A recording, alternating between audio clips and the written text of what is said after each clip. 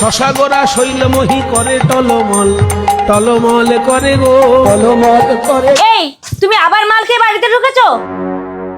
হ্যাঁ খেয়েছি। হ্যাঁ হ্যাঁ, মাল খেয়ে কি তোমাকে আমি বিরক্ত করেছি? ঠিক আছে, কাল থেকে আমিও মাল খেয়ে বাড়িতে ঢুকবো, তখন বুঝবে কেমন লাগে। Very good.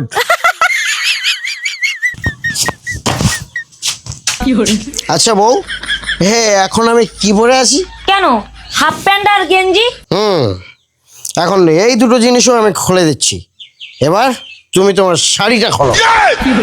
ছি ছি ছি ছি ছি, নোংরা লোক কোথাকার। আরে তুমি খারাপ ভাবছো কেন? আমি যে ড্রেসটা পরে আছি তুমি এই ড্রেসটা পরবে, আর পরে সারা পাড়া ঘুরে আসবে। মাথাটা খারাপ হয়ে গেছে নাকি তোমার? আমি মেয়ে মানুষ হয়ে তোমার ওই লেংটি ড্রেস পরে সারা পাড়া ঘুরে আসবো? কেন কেন ঘুরে আসতে পারবে না? একটু আগেই তো তুমি বললে আমি মাল খেয়েছি বলে তুমি মাল খেয়ে কাল থেকে বাড়ি ঢুকবে। কান খুলে শোনো বউ, একজন নারী আর একজন পুরুষ সম্পূর্ণ আলাদা। একজন নারী একটা সংসারের পিছনে যতটা চিন্তা করে তার থেকেও অনেক বেশি চিন্তা করে একজন পুরুষ।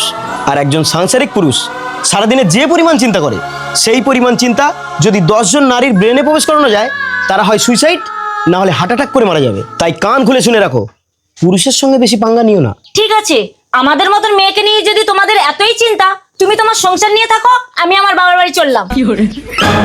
এই বন্ধুরা, দেখলে তো এই মেয়েদের আরো একটা বড় প্রবলেম আছে, সেটা হলো মেয়েরা বড্ড বেশি কম বোঝে।